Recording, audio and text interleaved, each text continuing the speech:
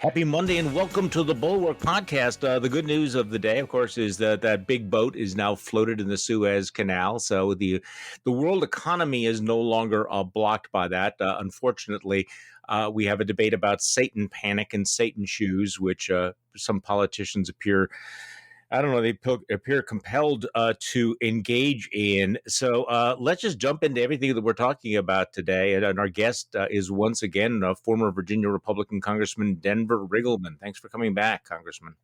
Hey, it's just always great to be here.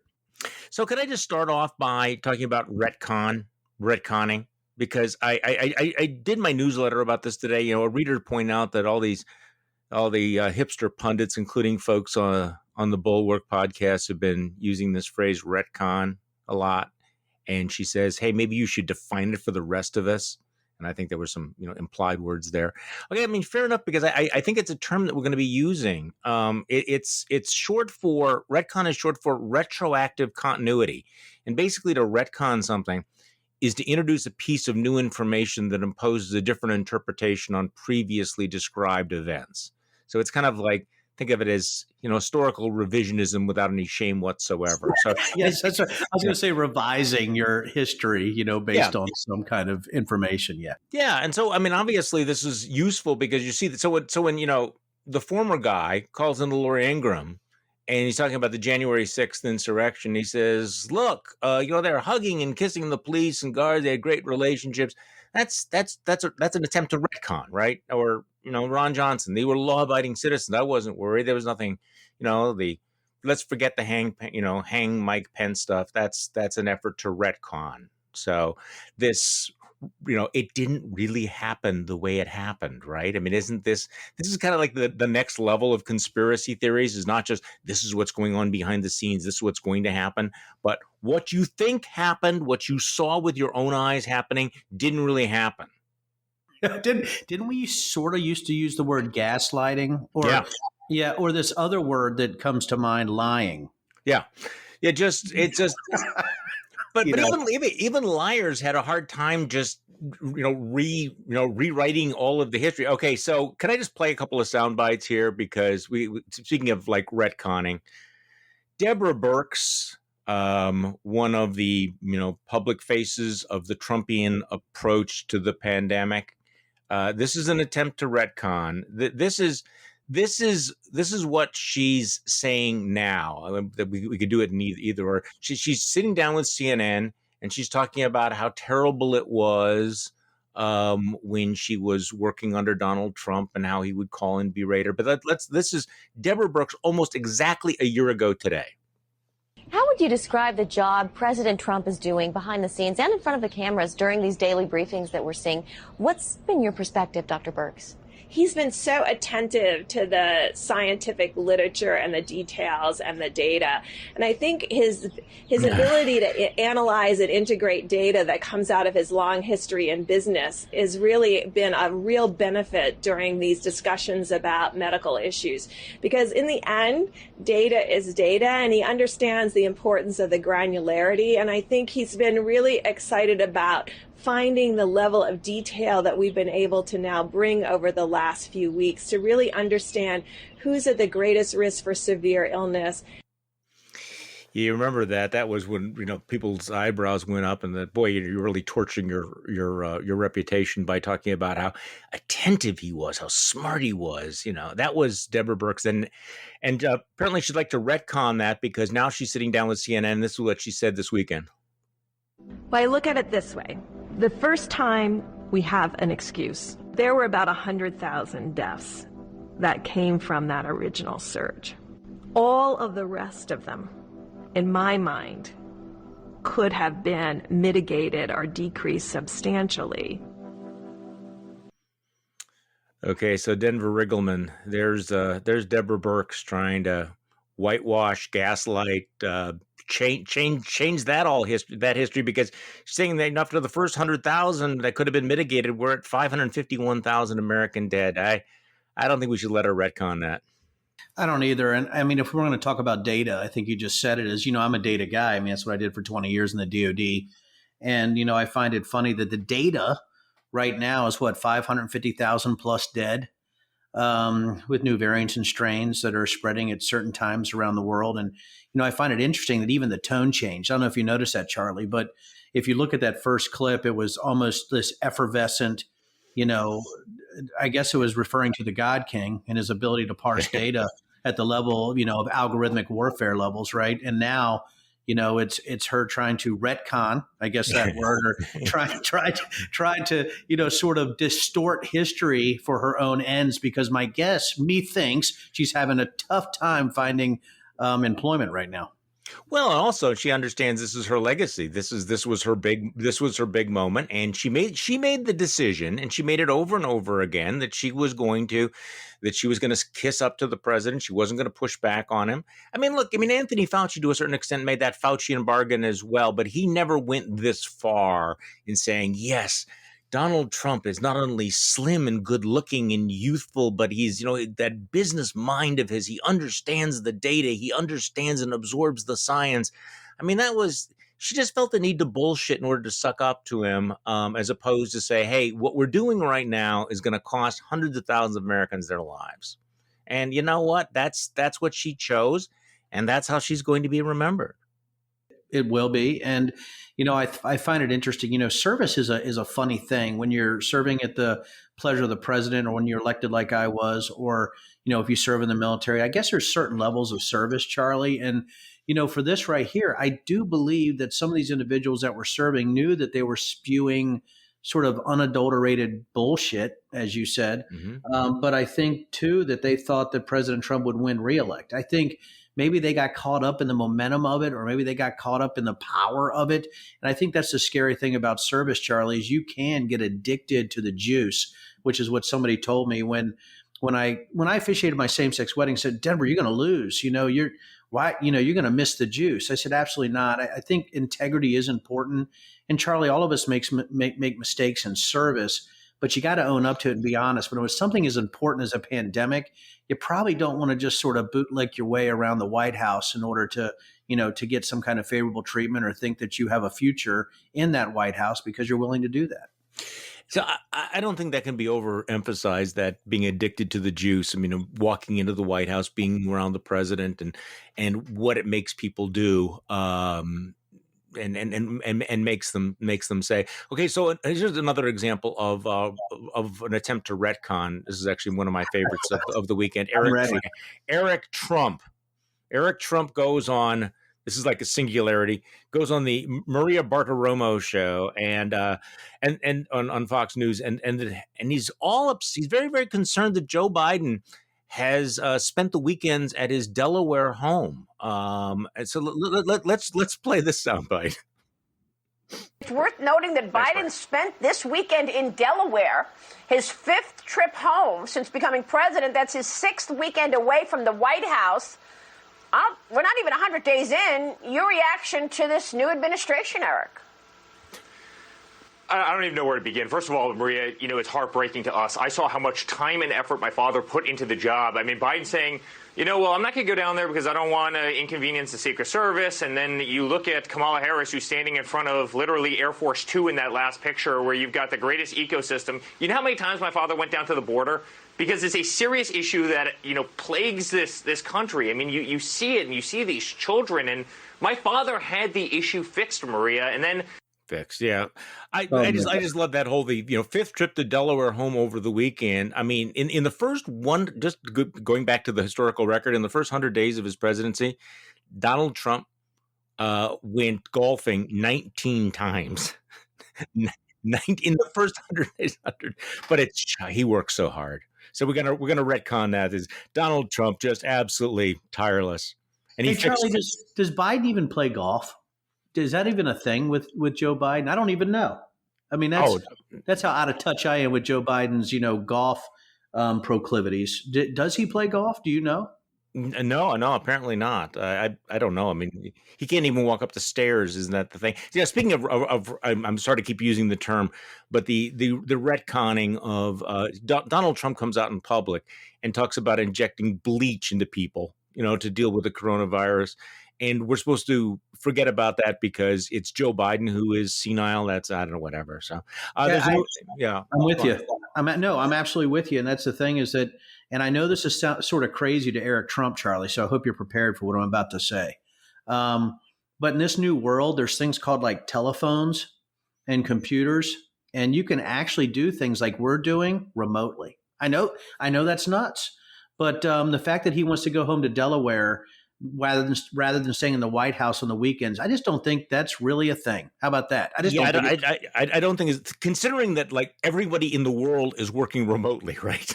Yeah, I know. Really, It's like, I mean, he goes home to Delaware. That's the issue. My God, man, you need to get a life, right? Eric, get a life. It's just crazy. yeah. So in terms of, I mean, in terms of other things, just by the way, before I move on, did you see the wedding crashers scene where some couple is getting married at Mar-a-Lago and the wedding is crashed by Donald Trump, who comes and gives a speech, and he's supposed to give a toast to the couple. Instead, he goes off onto sort of his Trumpian grievance about everything. I'm flipping Biden. I won the election, and at 10:30 they said, "Sir, you've won the election," and then it's like, oh man, it's like this is what we've become: is that Donald Trump has been reduced to the wedding crasher.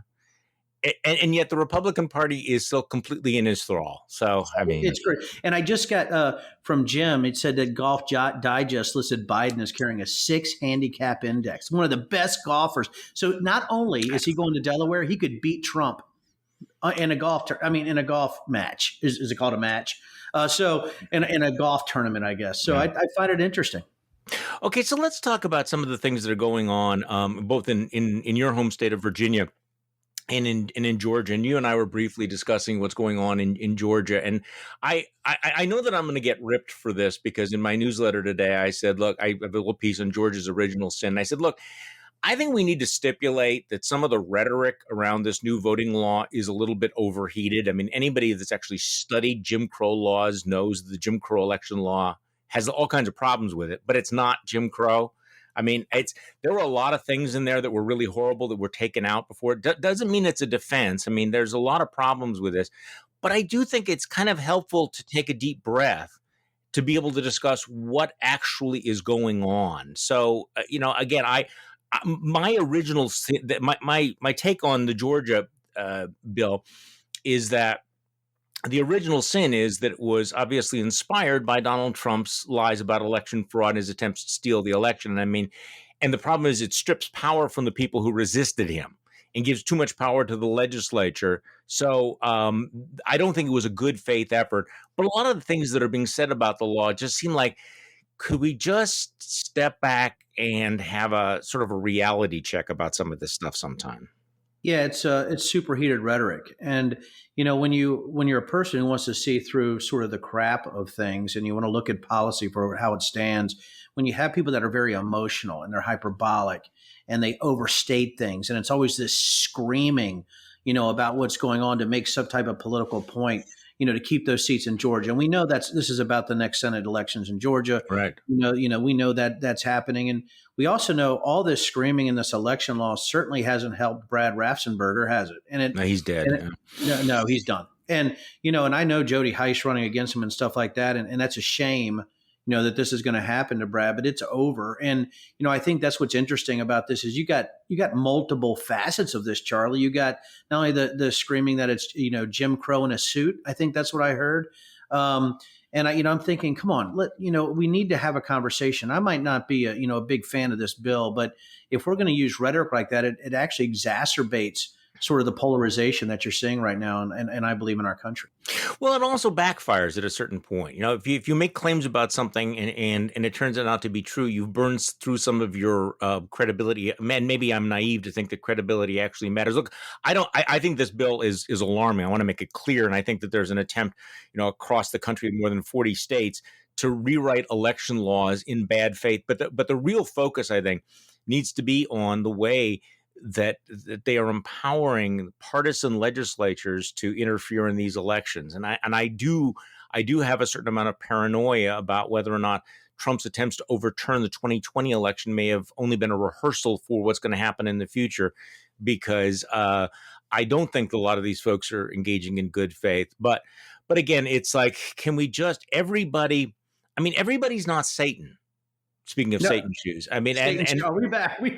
No, everybody isn't Satan. Not everybody is evil. And I think when you have a two-party system, has it become that way, Charlie, where it's good against evil on depending on which side of the aisle you sit on? And if we're getting to that point where it's always emotional, or when you're looking at conspiracy theories or stop the steal, it's not even based in fact when you have a debate. My goodness, man, we are going to have a lot of trouble in this country if we can't even come to the notion that there's actually good people on both sides of the aisle, or that there could possibly be a third movement come out of this. Because you're right, people keep overstating this or keep screaming wolf all the time. Eventually, there's an anger and frustration that comes from the other side. Like, listen, I'm not a racist, right? I'm not a Jim Crow person. What are you talking about, right? This is out of control, and it goes on the other side too, right? Where the left is like, what are you talking about? Right? That somehow we're Marxists, or we have a deep state cabal trying to take over. You guys nuts? And if both sides think the other side's crazy and it's good against evil, I don't even know how we get things done anymore. No, and going back to Brad Raffensperger, I want to move on to Virginia, but Brad Raffensperger was the guy that stood up against the lie, and his integrity played such an important role in the 2020 election. And I think that it really is so revealing that the people who told the truth, did their job with integrity, are the ones who are on the out, that they are being purged from the party. I mean, if you want, it seems like a pretty good measure of the health of any political movement or political time, and what happens to the truth tellers. If we throw the truth tellers, overboard, and continue to elevate the worst liars and conspiracy theorists, well, that does tell us about how fetid our political environment is. And Brad Raffensperger, I mean, he may not be a perfect guy, but I mean, this guy showed real integrity and real courage, and he's going to pay a price for it. Yes, a spine can get you in trouble. And I never thought that facts-based pariahs, was what we would turn out to be, because I know how he feels. Trust me, I get it. And I just didn't think I would be the radical in the party. I mean, I am a radical. I use facts, and that makes me a radical. And you're right. That is certainly a health check, brother. I got to tell you, it's a health check. Well, and speaking of other canaries in the coal mine, you're in Virginia, and I have to say, it's from the outside. I'm in Wisconsin. We have our own problems. Okay, I mean, I don't judge, because I mean, Ron Johnson's our senator. But what's going on in Virginia, and this is not necessarily a new thing, but here's a state that used to be reliably red, now has been trending blue, and instead of tacking to the middle, it seems like your fellow Republicans are doubling down on some of the things that cost you your own seat. I mean, the leading candidate, is it true that the leading candidate for governor right now is one of the most extreme proto-Trumpians out there? Yeah, a pure QAnon believer, where she staged herself in front of QAnon flags. You remember that time down in remember those good old days down at the Philadelphia Convention Center when you had those two idiots with QAnon stickers on their vehicle want to walk around with weapons? I don't know if you remember that or not, Charlie. Oh yeah. Those two were volunteers for her campaign here in Virginia. They had driven from Virginia down to Pennsylvania in order to try to affect some type of change. I'll put that in quotes. She honestly is batshit crazy. And I think that's part of the issue that we have, is that it seems like the extremes in the Republican Party are dictating some of these candidates. And by the way, every single candidate, Charlie, has started an election integrity task force. And as you know, we can talk about election integrity, but that word is now a cover term for stop the steal.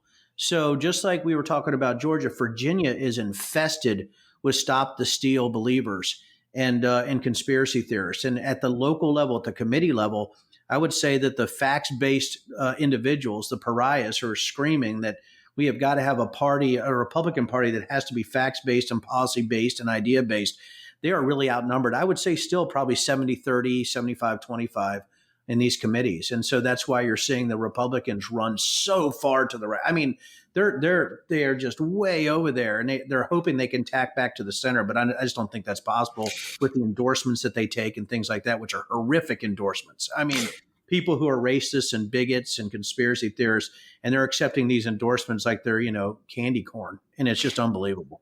Well, it becomes self-selecting, right? I mean, it becomes self-perpetuating. If you're a normal person and you just show up at one of these meetings and you spend half an hour listening to these people, you go, "This is not a club I want to be part of. I don't want to be No. a part of this." So the normal people, the normies, are in fact disincentivized to hang out, and the extremists then become more and more dominant. And in Virginia, unlike say Wisconsin, we still have primaries. We still have open primaries.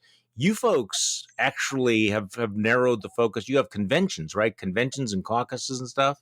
Yeah, and there's no other way out of that. There's not a convention where you have the top two, then they can do a primary, or you have the primary system to fall back on. You only have one thing, and the Republican Party has chosen this sort of I guess, winning by subtraction methodology of these sort of corruptible conventions with little convention fixers that run around, right, and try to manipulate the nomination process to favor one candidate or the other, and it's so stupid, Charlie. I wish I had better words. It's full of hubris and stupidity and little Stalins that run around trying to control this. And and then when you do walk in and watch these little Stalins in these committees, it's like you're walking into a Star Wars bar, and you're like, get me the hell out of here, right? And just the things that they talk about and discuss and what they think is true that isn't, and their just inability to see beyond their own little tiny specific faction that they have. And that's the issue. Now, have I seen it on the left? I have, and I talked about this, Charlie. But the thing is that we can't be the hold my beer caucus, right? We can't be the, you think you're nuts, wait till you see this. And I got to, it's frustrating, it's discouraging, and it makes it very difficult for me to be a Republican here in Virginia specifically. Well, and this does seem to be happening in a number of different states. And I've talked about this before on the podcast, where you see the Virginia Republican Party shifting in that direction. The Arizona Republican Party has been crazy for some time. And there are real consequences for that. I mean, this does make it more difficult to win general elections, you would think, because it sounds like these folks are more interested in talking to themselves than they are talking to persuadable voters. By the way, also Ohio, same sort of thing that you're seeing in the Republican Party Wow. there. So, speaking of conspiracy theories, and I know that you're kind of you've been an expert on conspiracy theories and all of these things. My sense is that things are not getting better; they're getting worse. Let me just bounce that off you first, then I want to get to the Dominion lawsuit and whether that changes anything. But it feels as if we've tested a lot of the ability of the party to resist the crazy. And they've failed again and again. I mean, January 6th was really sort of the basic test, I think, of the how far would they let Donald Trump go? What would they be prepared to believe? And well, we know what the results are. But my sense is things are not getting any better and won't get any better anytime soon. No, and I'm the chief strategist for the Network Contagion Research Institute also, and we just did a data poll on how these conspiracy theories are morphing, they're evolving, and what we've seen is now, and it's really like people, tuning back into Elvis. People are tuning back into the New World Order conspiracy theories, and they're sort of wrapping that in anti-vax, but also in the same child trafficking, pedophilia stuff that you saw with QAnon. And it's really interesting to watch that a lot of this is being run, and you're seeing it from, I guess, organic health, sort of institutions, people that are trying to peddle products. And Charlie, just like with QAnon and the amount of money that these individuals could make in selling fantasies, like monetizing insanity and then weaponizing it on January 6th, you see people monetizing this anti-vax fervor, this New World Order fervor, right? Even and you're still seeing this old QAnon stuff, right? Like the Mike Flynn storefront for QAnon hats and T-shirts. All this is a follow the money grift that's really been weaponized against people. And I think that's the thing that we're seeing out there is that it is getting worse. It's not getting much better. And I know I find it so funny. People are like, well, we deplatformed all these people, right? We've cut them off. Well, that just drove them to other areas. We saw a mass migration to Zello and MeWe and Signal. And, and I'm sort of scratching my head saying, guys, the more we deplatform in some respects, right? Some people we want to take off the net, Charlie, don't get me wrong. But if you deplatform, these private companies continue to just deplatform over and over and over again, even if something sort of touches the edges of crazy, what happens is they migrate and they become even more radicalized in sort of closed systems. And then we can't see what's going on. If you're looking at open source sort of collection like that I do, and I'm trying to find what's going on in our group, is what happens is if they go to encrypted areas or they go to trip code encrypted areas or whatever, it makes it very difficult for us to identify those individuals that could be radicalizing or even calling for violence. So over the weekend, Dominion Voting Systems filed a $1.6 billion lawsuit against Fox News. And if a lot of this stuff is grift and it is following the money, I guess the question is, does that have the potential of making any difference? Not necessarily in the far reaches of the fever swamp, but as a real brushback pitch against, folks like Sidney Powell and maybe even Donald Trump, who have been peddling flat out lies. I mean, up until now, basically, we lived in a world in which there are no consequences for the big lies. You could say anything, you could make up anything, but $1.6 billion, that focuses attention, doesn't it? It really does. And, with Sidney Powell, you see what happens when a grifter is trapped in their own, their own rat trap. She's all about self-preservation now, Charlie. It's, no reasonable person would believe that, the crap that I spout. Well, yeah, obviously they wouldn't, but you weren't talking to reasonable people. But I saw something, we were looking at some of the traffic, and Charlie, I don't even know. I had somebody say, well, it was brilliant what she did because, she was able to say, we shouldn't believe it, but we should. And the fact is she's turning it back on herself. And as you saw, Sidney Powell, I don't know if you saw this, Charlie, just came out yesterday, said she was going to have more evidence in 2 weeks that showed this election was stolen in the next 2 weeks.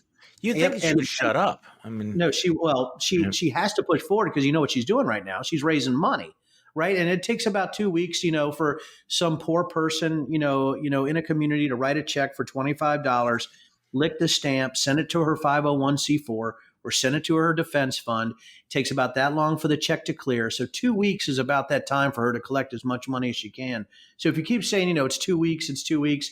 This is all about her collecting money and gathering money for her legal defense. I mean, she has no shame. And the fact is that we really have to get in front of these type of shysters and grifters and these people of such low moral character that they shouldn't be part of the conversation. We just need to stomp them out. But it's very difficult when the kind of money that's rolling into all of these grifts and fantasy lands. It's very difficult to parse out all those echo chambers, Charlie. No, it is. I do wonder, though, the lawsuit that has been filed against the networks, the cable networks, does appear to have slowed their roll on peddling some of this. I noticed that the right-wing outlet, the Gateway Pundit, which is pretty woolly, is actually calling out Laura Ingraham, calling her lost and rude because she wouldn't let Trump engage in some of the conspiracy theories because she won't believe that the election was stolen. So at least you have some of this. I think it's getting worse. But at least you can see that there's that little voice in their ear saying, maybe you ought to watch the bullshit you're spreading. Well, and the thing is, Dominion is a very attractive client for attorneys who want to make examples, out of networks, because people know that the networks have money, right? And that's what it was always a head scratcher to me, Charlie, when I watched Fox or even One American News or Newsmax, when they're spouting this stuff or allowing these individuals on the air. I'm like, is there going to be some kind of blowback for this? And I can't imagine there wouldn't. And Dominion took their time. And I think the reason they took their time is they had such a strong case, not they had a weak case, right? I mean, they're like, where do we start? I mean, we have all this documentation, right? We have all these things that are recorded because what I think Fox forgot about is all that stuff is like forever, right? If you say that, it's forever. And now you have this issue where how do you backtrack off that type of tripe? I don't know how you moonwalk out of that.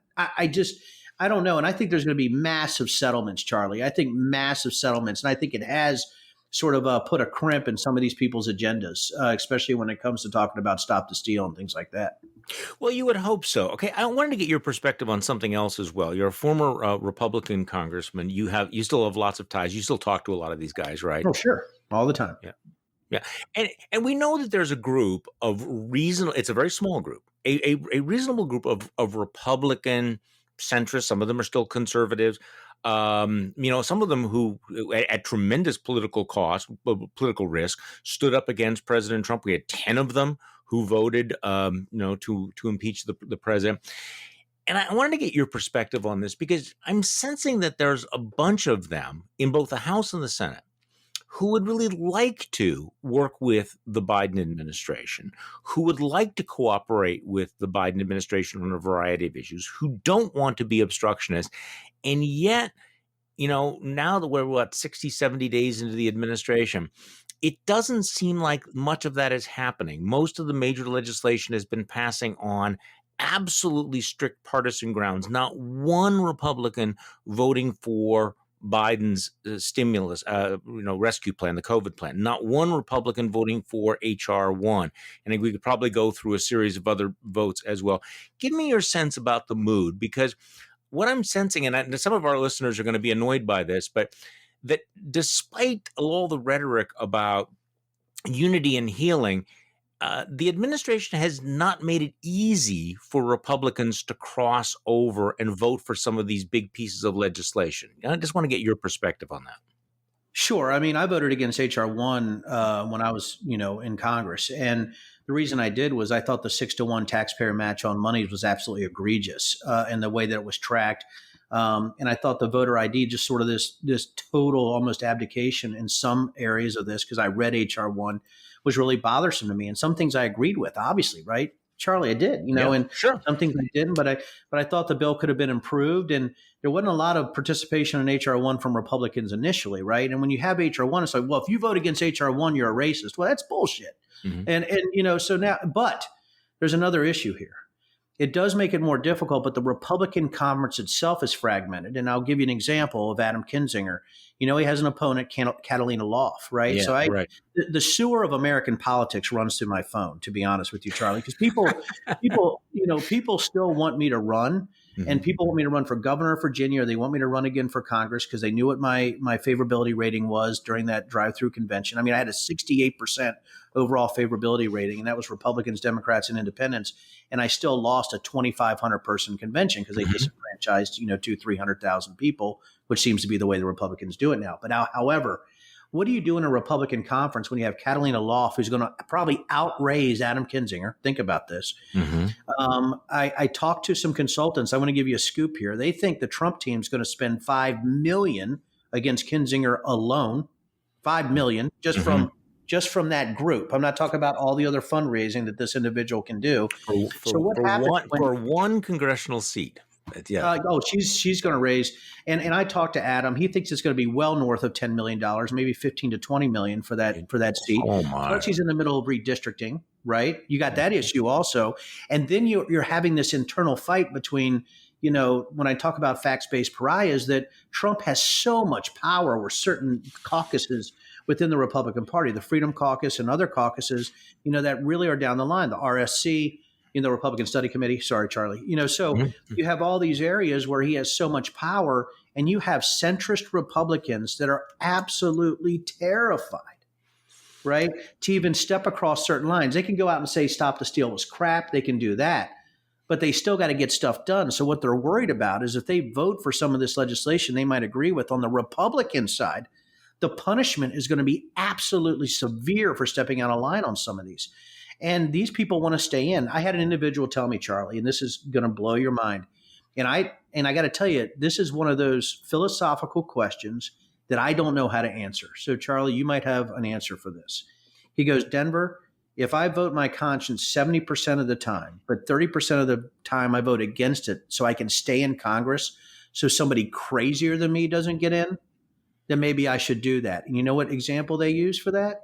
My opponent, Bob Good, who's a complete QAnon conspiracy theorist, but I refuse to bend my principles, right? And people said, you should have, Denver. You screwed up. You should have bent your principles. You should have apologized for certain things. You should have been more political. We know you weren't in politics to begin with. So that Charlie, I lose sleep over this because now I'm not the congressman in the 5th district, and we got somebody who actually might be unhinged, that has real issues. And how do I square that? How do I square that now, right? I stood up and said, I'm going to officiate a same-sex wedding. I'm going to vote for streamlined immigration. I'm going to do some of these things, right? But I still voted against H.R. 1, right? I still voted against things I thought were wrong. But there were times I took votes, even me, where I was 50-50, and I went with the conference. And so I lose sleep over all of this. Was I completely true to myself? Should I have been completely true to myself? And by being true to myself, more or less, did I allow somebody crazy to occupy that seat? These are the things that go through. And by the way, whenever they use stop the steal language in their fundraising explodes for these grassroots candidates. It works. So that's the issue, Charlie. I know that was a lot to unpack. No, it is the fundamental argument that people have to make. How do decent people navigate indecent times? And Yes. particularly now, the pressure to cave in on to abandon principle is as strong, if not stronger than ever before. I'm trying to think back when, as a litmus test, you had to take positions which were absolutely intellectually indefensible, just as a matter of course. It is the intensity. And this, again, is the fallout from Trumpism, that it just demands things that, and the price keeps going up. I mean, the price of this Faustian bargain, the cost of the Faustian bargain just keeps rising. And the problem is that once you've made that decision, the 30% decision to abandon your principles, well, then it becomes so much easier to do it the next thing. And there's no going back. So, going back to this question, though, so if you're a Mitt Romney and you've already voted twice to, convict the president, at this point, what possibly do you have to lose? He can't, right? You're already cast into outer darkness. Adam Kinzinger, he has nothing more to lose, right?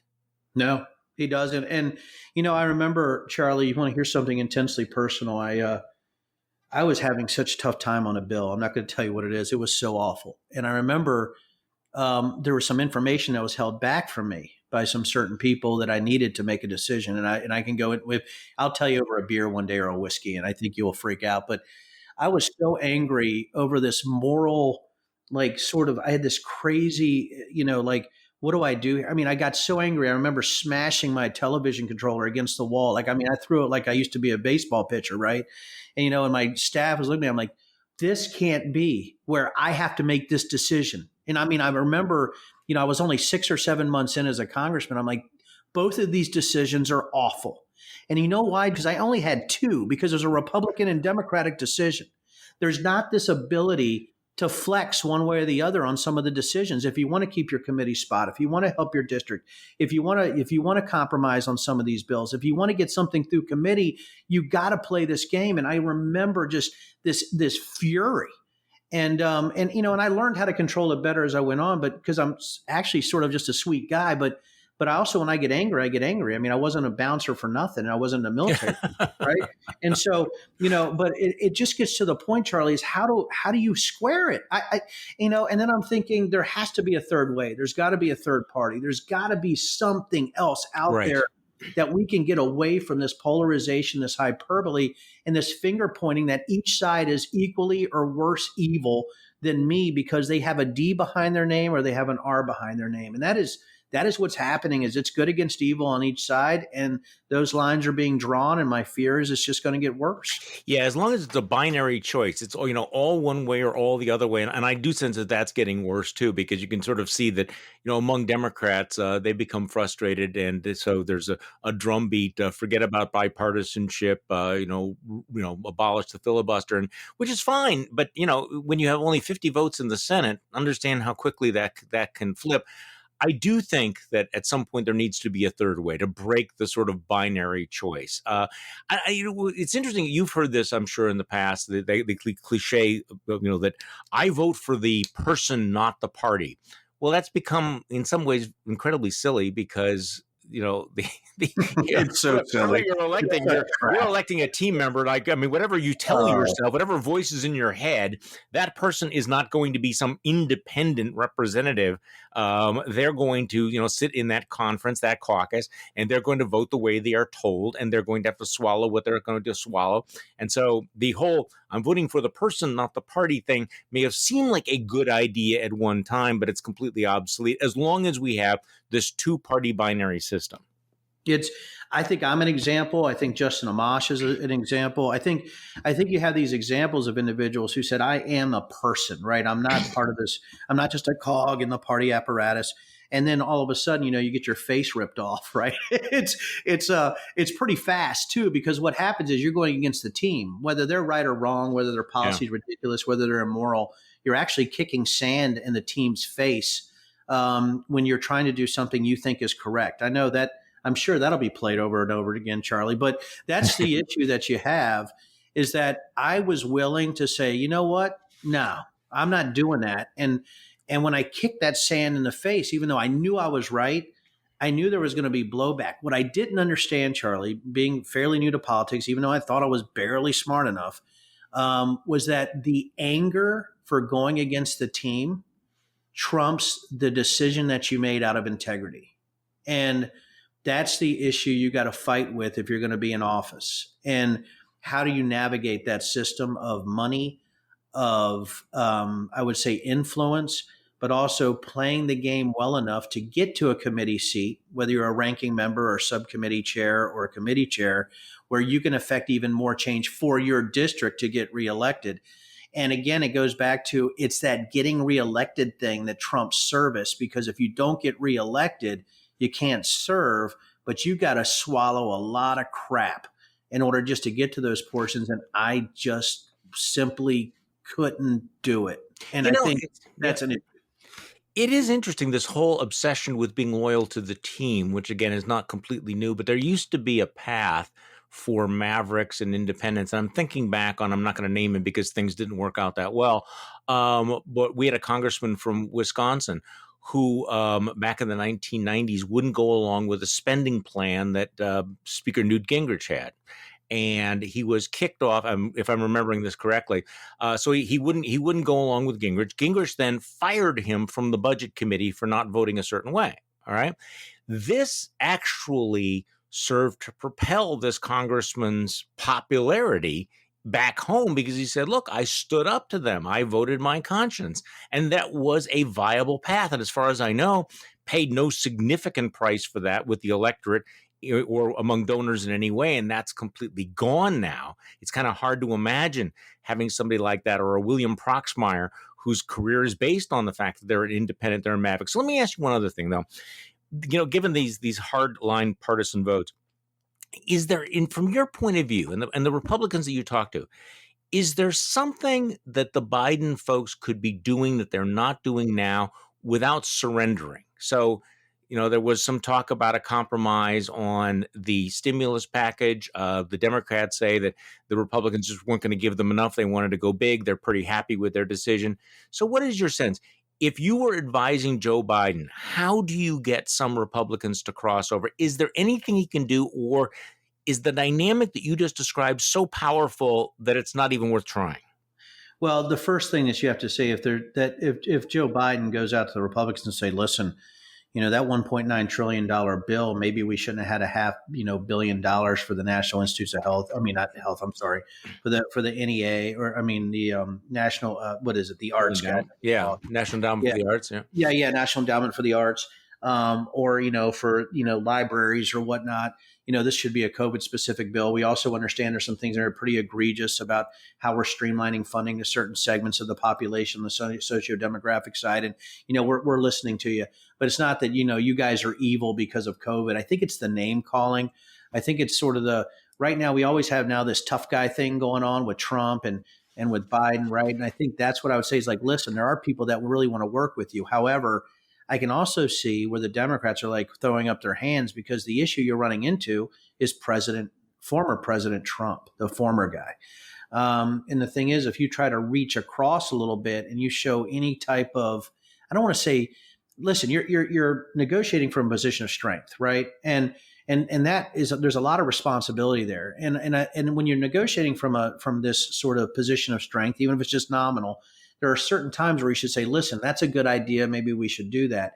You're not going to see that right now because of the polarization, but certainly, making the border more transparent, not trying to paint everybody as evil who think that, immigration, should be controlled. We should have a secure border. And then, of course, but the issue that you have is that the Republicans will paint their own evil if you talk about amnesty or DACA or anything like that also. So I don't know, Charlie. I mean, I would just say, listen, first of all, include some Republicans in your damn cabinet. You said you were.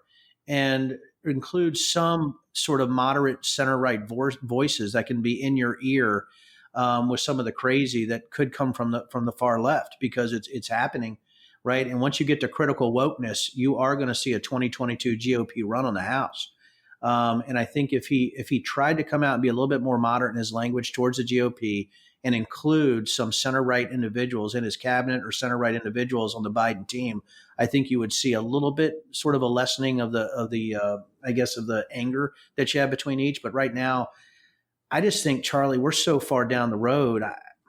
I listen to my GOP colleagues, and there's some good guys, and they're like, there is nowhere to work within the administration. Last thing, I've talked to some of my Democratic friends too. They don't want to work with any Republican that voted not to count the electors, and that is I get that.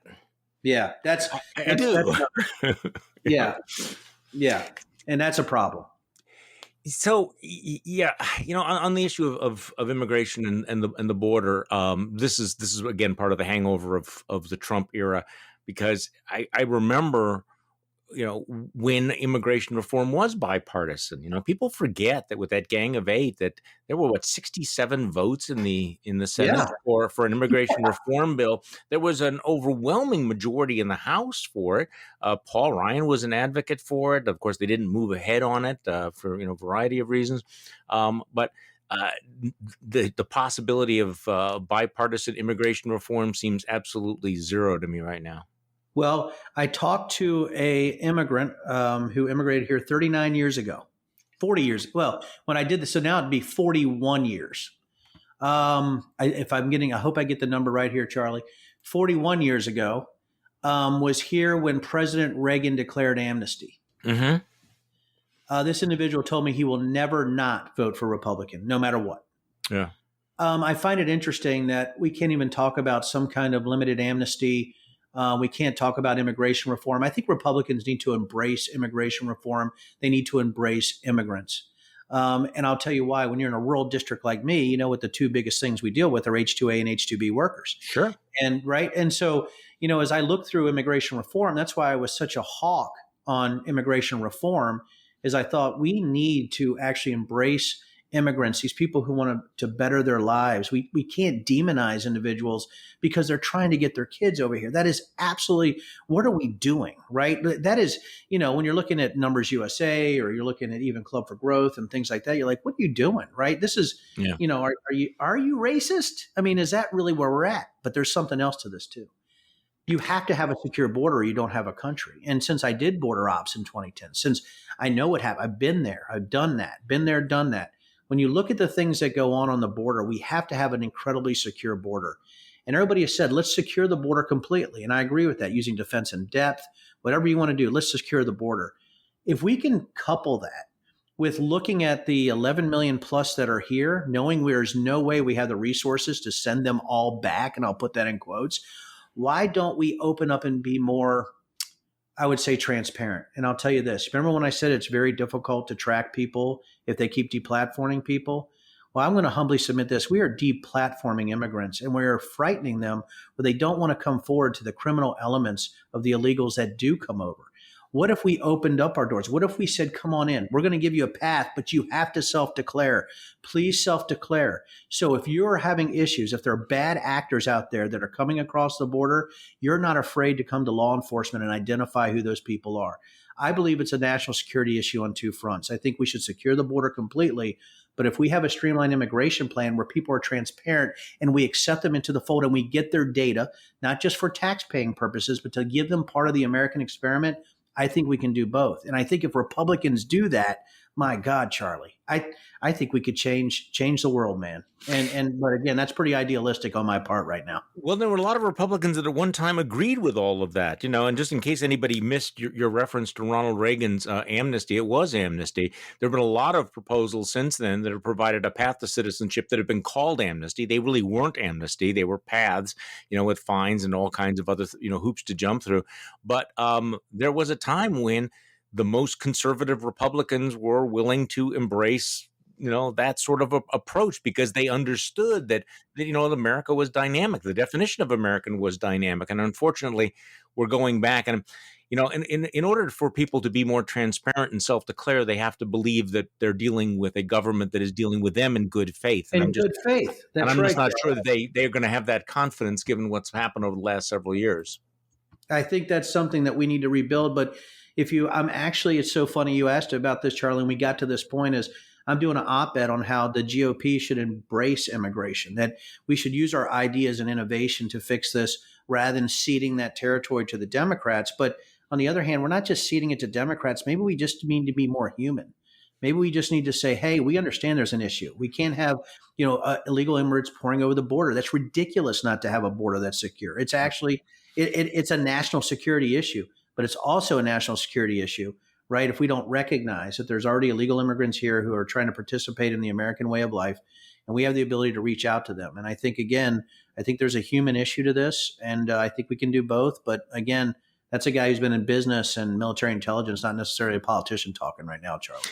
Denver Riggleman, thank you so much for coming back on the podcast. We always appreciate it. That was great. Thank you, sir. And thank you for listening to today's Bulwark podcast. I'm Charlie Sykes. We will be back tomorrow, and we will do this all over again.